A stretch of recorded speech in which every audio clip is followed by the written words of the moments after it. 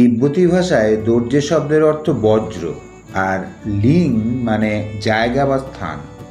বজ্রের জায়গা বা স্থান দর্জেলিং, শব্দের বিবর্তনে হয়ে গেল দার্জিলিং।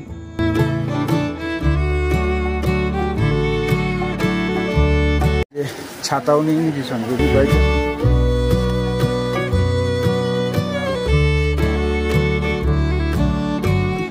কার ধর্ম কত বড় এটা নিয়ে লড়াইটা বেশি। তো 1782 খ্রিস্টাব্দে লামা দর্জে রিনজিং এই মন্দির প্রতিষ্ঠা করেন।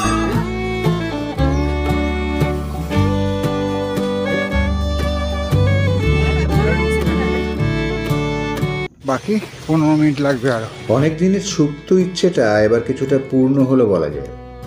দার্জিলিং শহরটাকে যতটা সম্ভব পায়ে হেঁটে ঘুরলাম, একা। অবশ্য আমি বলি একা না, নিজের সঙ্গে। এই নিজের সঙ্গে ঘোরাটা ঠিক কেমন হলো জানতে হলে কিন্তু পুরো ভিডিওটা দেখতে হবে, নইলে অনেক কিছুই বাকি থেকে যাবে।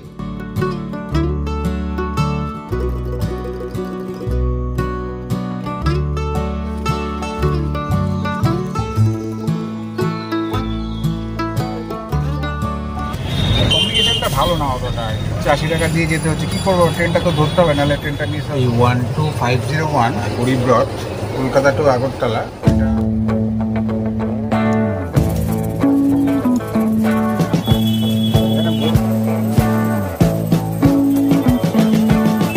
গাড়িটা একটু খারাপ হয়েছিল, তারও 8 ঘন্টা লেগে গেল। কলকাতা থেকে নিউ জলপাইগুড়ি হয়ে দার্জিলিং কিভাবে পৌঁছলাম এবং কিভাবে অনস্পট হোটেল বুক করলাম। সন্ধেবেলা ম্যালের কাছেই এক তিব্বতী রেস্টুরেন্টে থুকপা খেয়ে ঠিক কেমন লাগলো, মেঘলা ও বৃষ্টি ভেজা ম্যাল কেমন উপভোগ করলাম, এই সব প্রশ্নের উত্তর নিয়েই এই পর্ব। আমি তির্যক আর মিঠু ও দিমিত্রকে নিয়ে টিম 3 বেশিরভাগ ভ্লগে ওরা থাকলেও এবার আমি একা। তবে আমি বলি একা না, নিজের সঙ্গে। সুসকাল, গুড মর্নিং ফ্রম দার্জিলিং। তো আমার হোটেলের ঘর থেকে একটা সকালে তোমাদের সঙ্গে মিট করছি। আজকে মে মাসের 20 তারিখ 2025, এখন 6:15 মতো বাজে। আমি উঠেছি 5:30টায়। উঠে আমার দাঁত ব্রাশ করা, তাছাড়া ফ্রেশ হয়ে নিলাম। এই আমার ঘর। আগের পর্বে দেখিনি, আমার রুম টুক দেওয়া আছে ডিটেলস, এটাতে আর ডিটেলস দেবো না।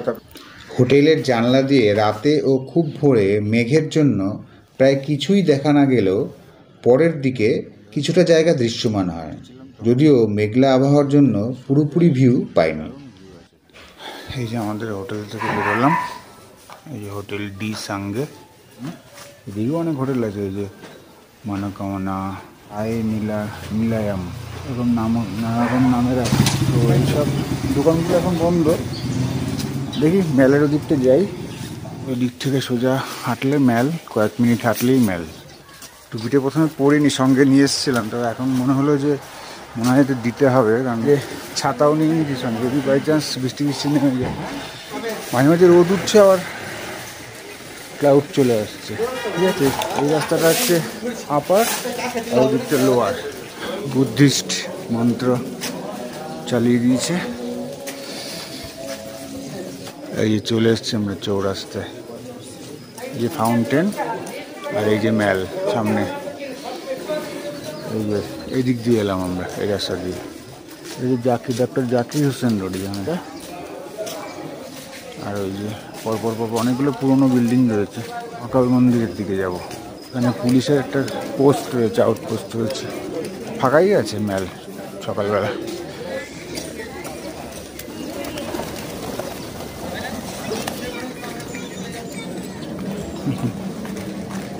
অনেকে মর্নিং ওয়াক করছে, দৌড়চ্ছে। ম্যালের ছবিটা এরকম সকালে, এখন 7টা প্রায় বাজে।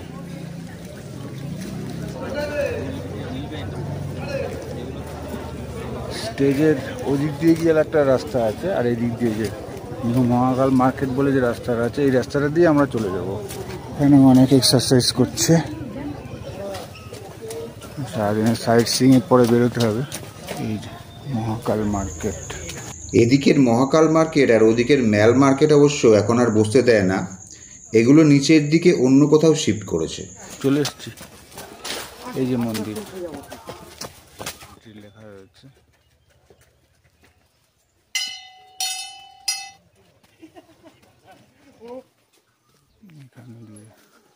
এখান থেকে কিছুটা চড়াই উঠে যেতে হবে। লেখা জয় ভোলে মহাকাল মন্দির। এখানটা দিয়ে উঠে গেলাম, আরো কিছুটা উঠতে হবে এখান থেকে। এদিকে এই যে পাইন ফরেস্টটা, দারুণ একটা পাইন ফরেস্ট আছে এখানে। এই যে ইন আউট লেখা আছে, এদিক দিয়ে যেতে হবে, এদিক দিয়ে আসতে হবে। বেশ চড়াই কিন্তু। অ্যাকচুয়ালি এটা মহাদেবের মন্দির। মহাকালী তো মহাদেব বা মহেশ্বর বা শিব।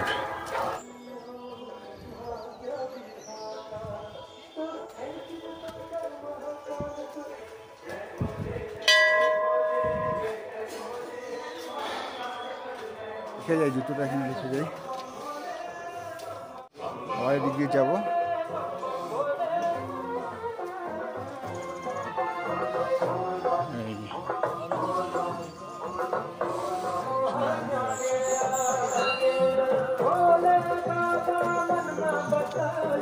ভিজে গেছে বৃষ্টিতে।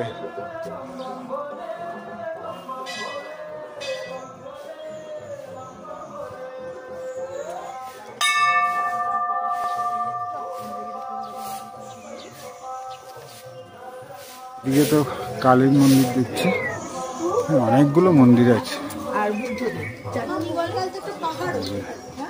মূল মন্দিরটা হচ্ছে এটা। অ্যালাউড? ও এখানেও জুতো রাখে অনেক। এখানে অনেকে ধূপকাঠি দিয়ে পুজো করে, পুজো করছে এখানে।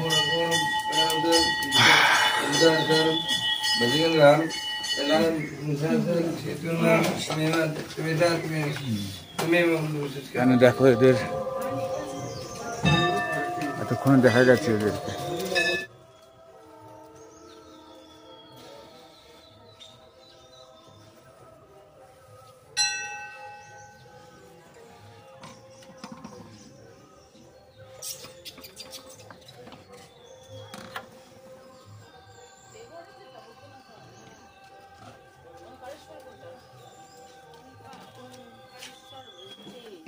ছোট ছোট শিবলিঙ্গ রয়েছে যেখানে, এখানে ছোট ছোট করে অনেকগুলো শিবলিঙ্গ। কিন্তু ব্যাপারটা হচ্ছে যে আমার পাটা তো গেল ভিজে, এবার মোজাটা পরবো কি করে? চৈনিক একটা সংস্কৃতির ছাপ আর কি। তো 1782 খ্রিস্টাব্দে, প্রায় 250 বছর আগে আর কি, লামা দোরজে রিনজিং এটাকে, এই মন্দির প্রতিষ্ঠা করেন আর কি। এবং তাদের একটা সমন্বয়বাদী দৃষ্টিকোণ ছিল, হিন্দু এবং বৌদ্ধ ধর্মের মিলিত রূপ হিসেবে মন্দিরটা তৈরি হয়েছে। এটা সব সুন্দর আর কি। এটা একটা উদাহরণস্বরূপ আর কি। কার ধর্ম কত বড় এটা নিয়ে লড়াইটা বেশি, সেই যুগে আমরা বাস করছি। তার মধ্যে এই ধরনের মন্দিরের যে ঐতিহ্য, সেটা অবশ্যই খুবই গুরুত্বপূর্ণ, এটা আমার মনে হয় আর কি।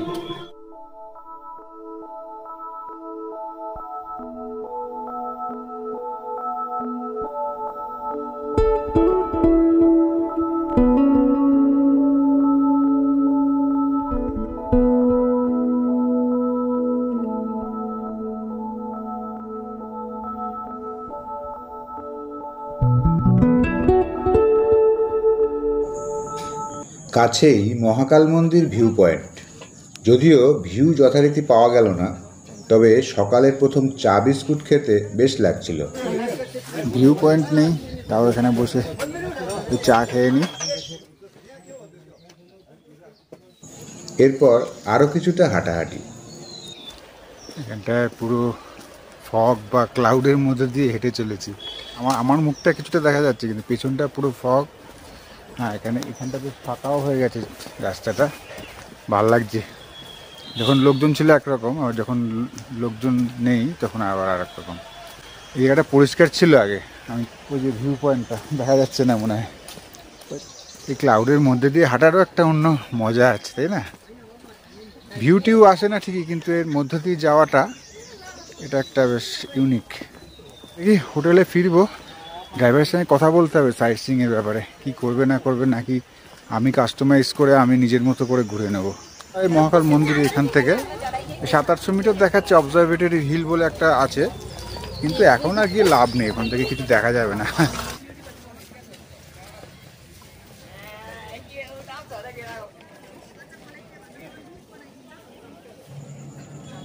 সকাল 8:30 নাগাদ ম্যালে ফিরে দেখি সেখানেও মেঘ চলে এসেছে। আস্তাবলের রাস্তাতেও বেশ ভিড়, দোকানপাট খুলে গেছে ও যাচ্ছে। একটা ছোট্ট নেপালি রেস্টুরেন্টে হুট করে ঢুকে পড়লাম, সেটাও সদ্য খুলেছে বোঝা গেল।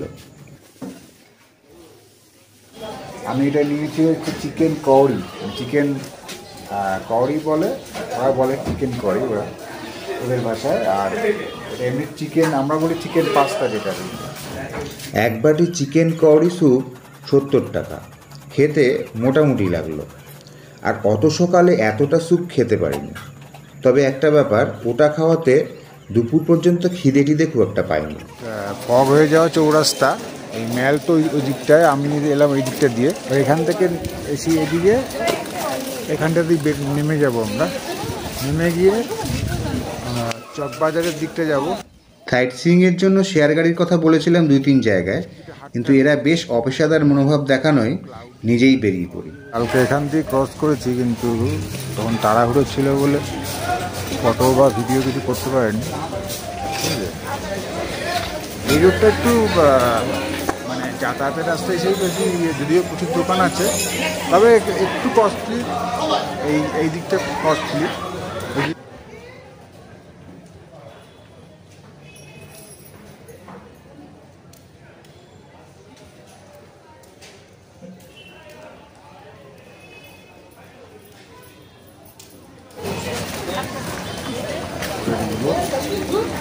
উপরে বসে খাওয়ার ব্যবস্থা আছে রুফটপে। এই কেভেন্টার্সের ইয়েটা রেস্টুরেন্টটা, এর পাশ দিয়ে নেমে এসে এই নিচের দিকটায় যেতে হবে। এই ট্যাক্সি স্ট্যান্ড থেকে প্রাইভেট গাড়ি রিজার্ভ করে সাইট সিইং করা যায় এবং বিভিন্ন জায়গায় যাওয়া যায়। সমুদ্রপৃষ্ঠ থেকে 6707 ফুট উঁচু দার্জিলিংয়ের ম্যাল কিছুটা উঁচুতে পড়ে। চকবাজার বাস স্ট্যান্ড বেশ কিছুটা নেমে যেতে হয়। ওই রাস্তাটা দিয়ে নেমে এলাম, গলিটা দিয়ে, সরু গলি একটা, নেমে এসে আবার এখান দিয়ে যাচ্ছি। দেখি এই যে এদিক দিয়ে নেমে এসে আবার এসে এই চলে এসেছি। ওইখান দিয়ে শর্টকাট হয় অনেকটা, ওইদিক দিয়ে অনেকটা ঘুরে গিয়েছিলাম কালকে। এই বাস স্ট্যান্ড থেকে শিলিগুড়ির বাস ছাড়াও বিভিন্ন জায়গার শেয়ার গাড়ি পাওয়া যায়। তো ওই ট্যাক্সি স্ট্যান্ড থেকে লেবংয়ের গাড়িতে উঠেছি, এর উপরেতে নেমে যাব।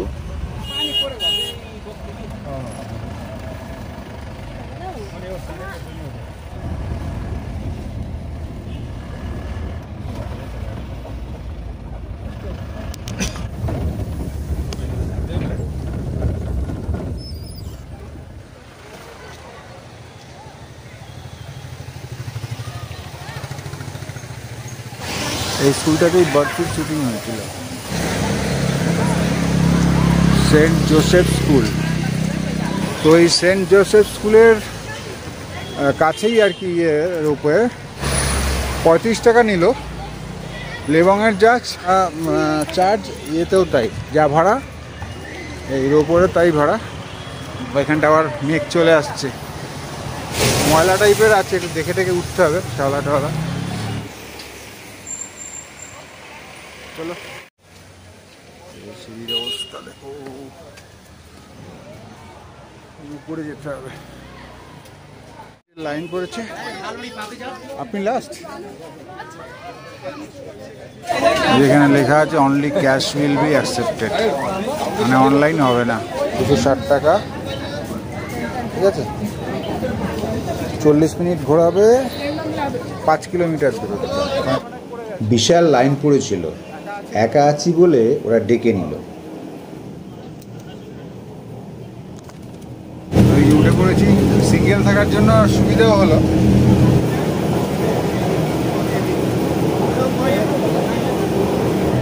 প্রায় বাজে।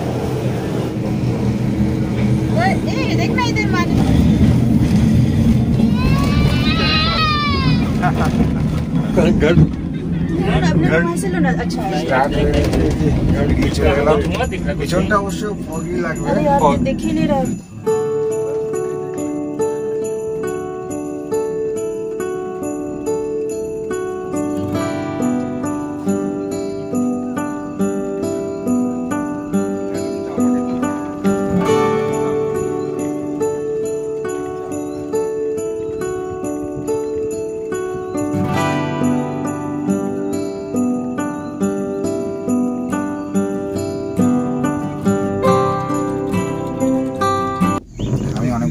আগে চড়েছি এখানে, এখান থেকে একটা দারুণ ভিউ পাওয়া যায়, চা বাগানের খুব সুন্দর ভিউ পাওয়া যায়।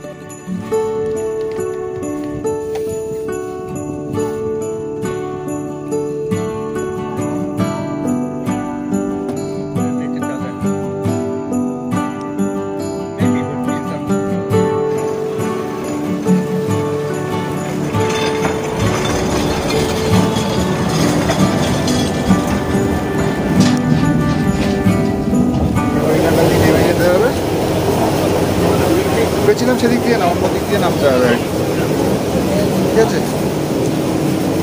হলো মোটামুটি দেখা হলো রোপওয়েটা। এখানে একটা মার্কেট মতো আছে, বিভিন্ন গিফট আইটেম, চা ফা বিক্রি হচ্ছে। ওই গিয়েছিলাম টিকিট কেটে, আবার এই দিক দিয়ে বেরিয়ে এলাম, ঠিক আছে। রোপওয়ে থেকে নিচে নেমে এখানেই এক দুধ চা খাচ্ছি। সকাল থেকে দুধ চাটা খাওয়া হয়নি, তাড়াহুড়োতে এদিক ওদিক বেরোবো বলে আমি দুধ চাটা খাচ্ছি।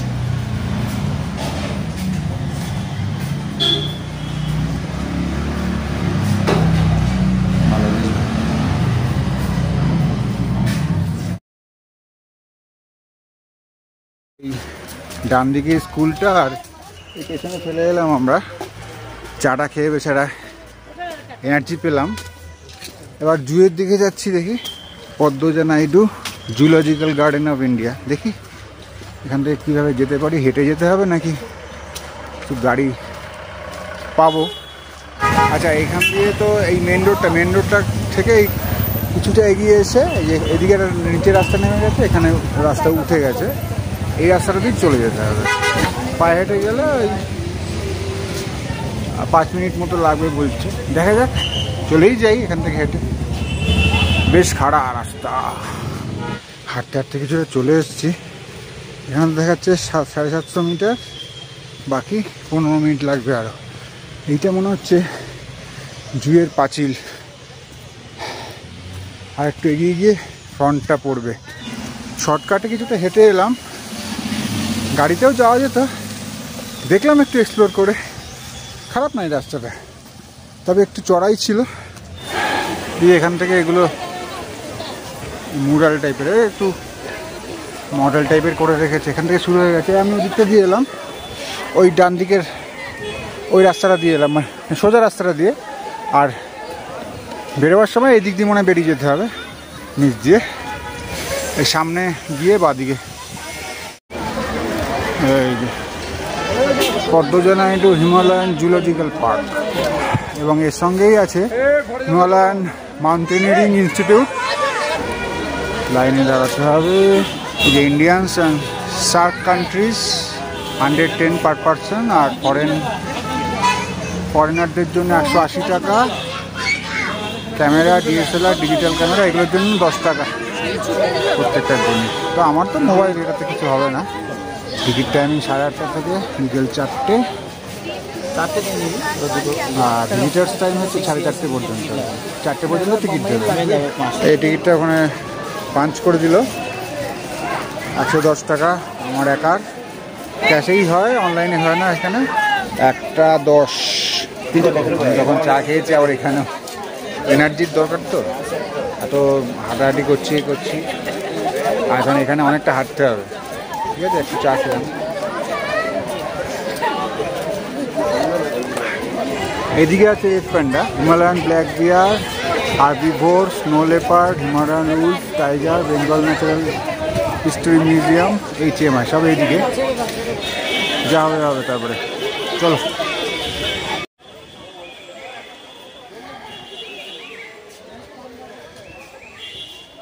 Life cycle of red panda, evolution of red panda, এগুলো দু রকমের আছে, একটু আলাদা আছে। আর ডিস্ট্রিবিউশন অফ রেড প্যান্ডা কোথায় কোথায় আছে পৃথিবীর, তো আছে, অনেক কিছু আছে।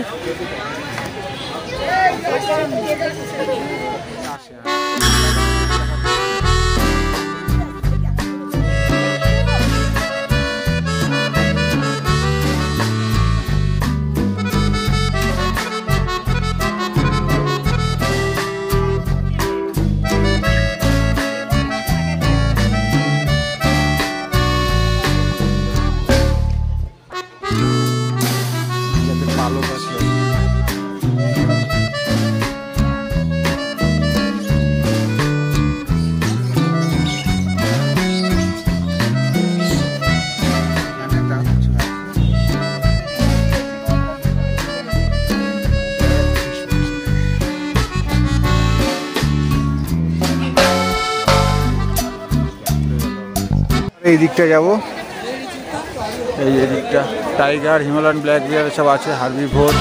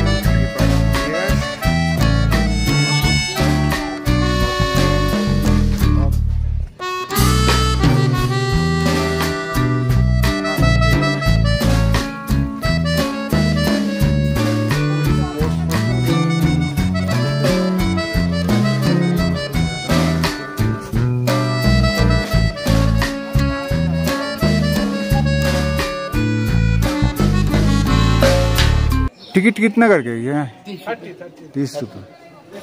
এখানে শো আছে আর কি, film show, adventure film show. জয়াল ভবন লাস্ট স্টেপ। এই যে এরকম সাজানো গোছানো রয়েছে হিমালয়ান মাউন্টেন। এদিকটা কেউ আসেনি, এদিকটা যাওয়া যাচ্ছে না, সুন্দর করে সাজানো রয়েছে, এটাই আর কি। লেট শ্রী রাধানাথ সিকদার এভারেস্টের উচ্চতা নির্ণয় করেছিলেন আর কি। নওয়াং গম্বু, who was the first man to scale Mount Everest twice, ওনার স্মৃতিতে এটা করা।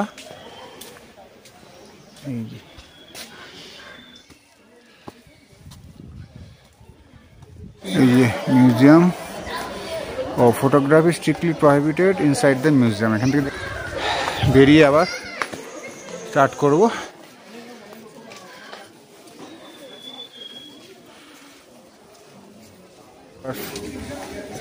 সাইনেজ মতো করা আর কি, ফটো তুলতে পারে সবাই।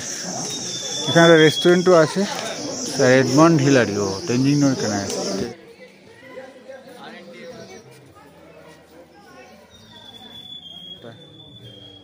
করা রয়েছে। এরকম কনভেনশনাল ড্রেস পরে এখানে ফটো তোলা যেতে পারে।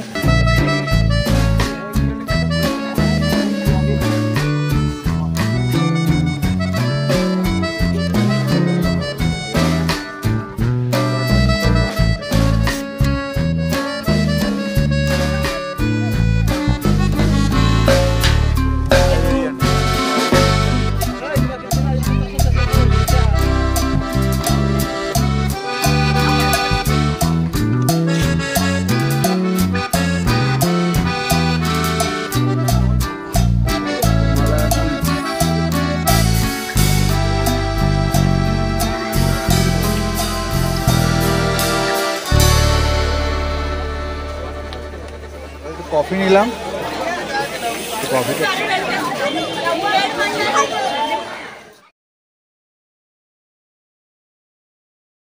জুয়ের এখান থেকে এই দিক থেকে নেমে এলাম, অনেকটা উপরে ছিল জু। তো এখান থেকে আমি ছিলাম মতো এই দিকটা যেতে হবে, এই দিকটা না, এখানটা এই দিকটা যেতে হবে। এখানটা দিয়ে বললো বেশ কিছুটা হেঁটে বাঁ দিক দিয়ে গিয়ে আবার বাঁক নিতে হবে আর কি, দেখি জিজ্ঞেস করে নিতে হবে। এই যেতে যাওয়ার পথেই এখানে একটা ছোট্ট খাওয়ার দোকান পেলাম, চাউমিন খেয়ে নিচ্ছি দুপুরে। এখন এখানে আর তো কোনো অপশান পাচ্ছি না আমি। এবার তাড়াতাড়ি যাই, দেখি 4:30 অবধি খোলা থাকে, 4:30 অলরেডি বেজে গেছে। থেকে এই মেন রাস্তাটা থেকে এই বাঁদিকে রাস্তাটাতে এখান থেকে নেমে আবার বাঁদিকে যেতে হবে বললো।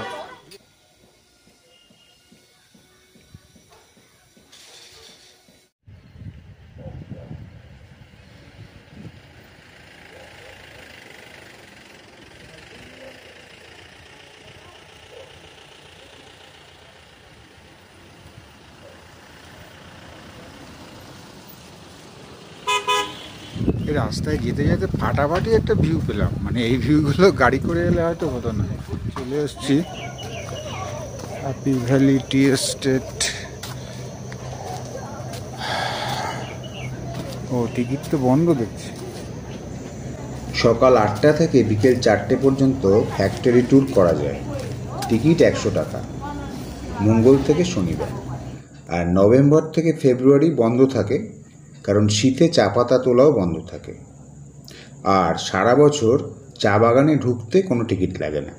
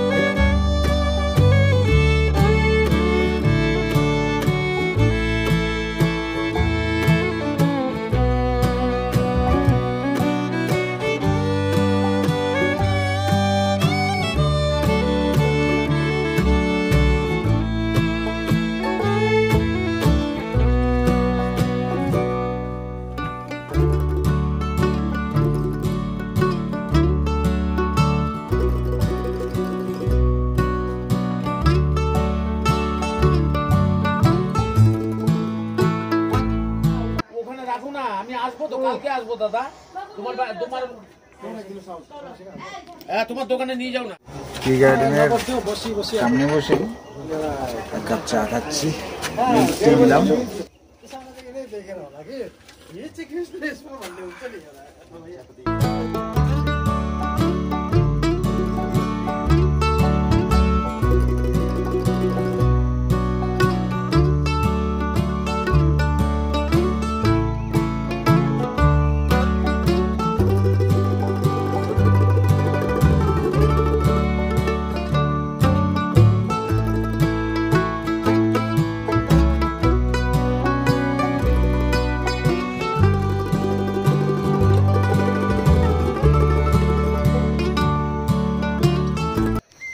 চড়াইয়ে উঠতে হচ্ছে, কিন্তু একটা দুর্দান্ত ভিউর মানে প্রাকৃতিক শোভার মধ্যে থেকে যাচ্ছি। তো এটা একটা আলাদাভাবে ইন্সপায়ার করছে আর কি চারপাশটা।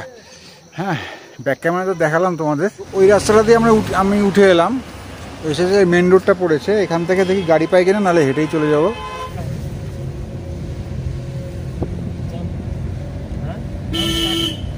বাস স্ট্যান্ডে চলে এলাম 20 টাকা দিয়ে একটা গাড়িতে, শেয়ার গাড়িতে। তো এখান থেকে সামনে গিয়ে ঘুমের শেয়ার ট্যাক্সি ধরতে হবে, একটু সামনে পড়বে। চকবাজার থেকে ঘুমের শেয়ার গাড়িতে চললাম বাতাসিয়া লুপ, আজকের শেষ দর্শনীয় স্থান। ভাড়া পড়ল 35 টাকা, দূরত্ব 5 কিলোমিটারের একটু কম।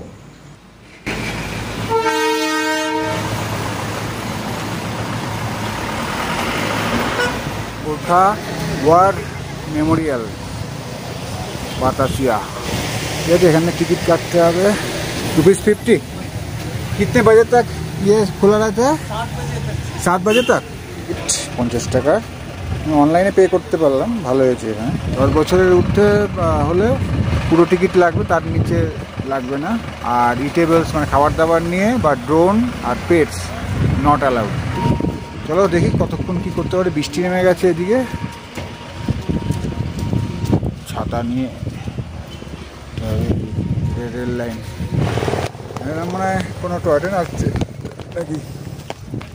এখন ভিউ নেই এখানে, বৃষ্টিতে যাতা অবস্থা। তাও ঘুরে গেলাম, আমার এর আগে আসা হয়নি আর ব্লগ করা তো হয়নি। চলো হ্যাঁ आ जाइए। কারণ মেঘ আর বৃষ্টি, বাতাসিয়া লুপ ঘুরে যাচ্ছে এখানটা দিয়ে। আর এই যে ওয়ার মেমোরিয়াল যেটা, সেটা চটপট ঘুরে পালাবো। আচ্ছা, টি কফি কর্নার আছে এখানে। আসলে এখন বন্ধ হয়ে গেছে মনে হয়। বৃষ্টি না তো বাতাস।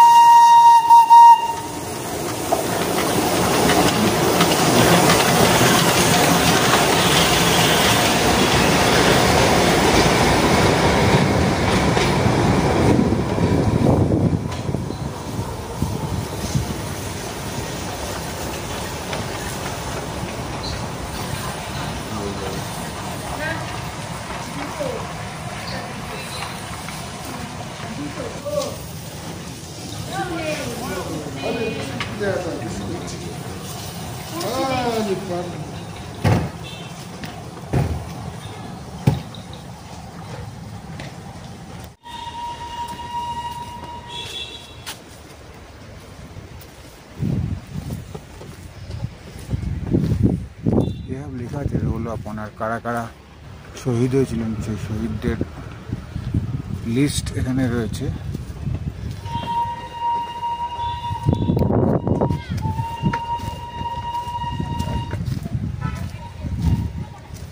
ফুল আছে কিন্তু বৃষ্টিতে সবগুলোর অবস্থা।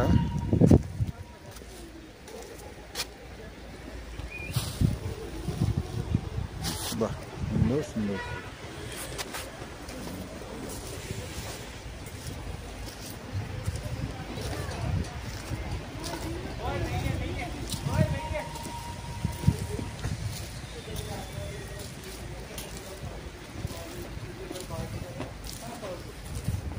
এখানে একটা সাইনেজ আছে, আই লাভ দার্জিলিং। ওখানে কি সব ফটো তুলে এই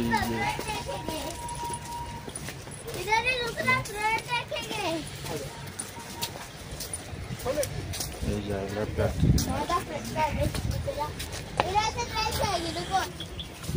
এখানে শেড আছে বসার জন্য, কফিও খাওয়া যায়। এখানে অনেক জমজমাট থাকে এখন তো।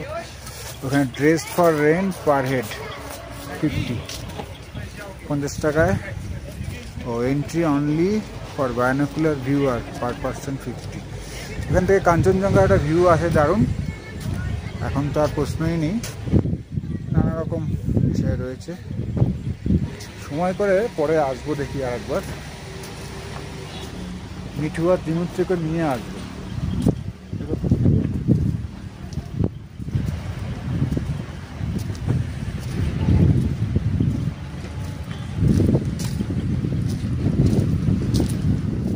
এরপর আর কি, সারাদিনের জমে ওঠা ক্লান্তি নিয়ে আবার 35 টাকার শেয়ার গাড়িতে চকবাজারে ফেরা এবং হোটেলে ফিরে শরীরটাকে জাস্ট বিছানায় ফেলে দেওয়া।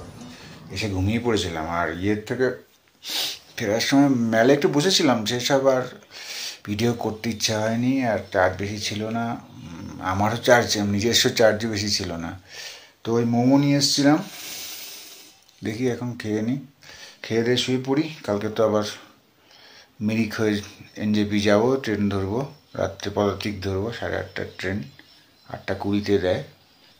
সুরাত, গুড নাইট, আবার কালকে সকালে দেখা হবে।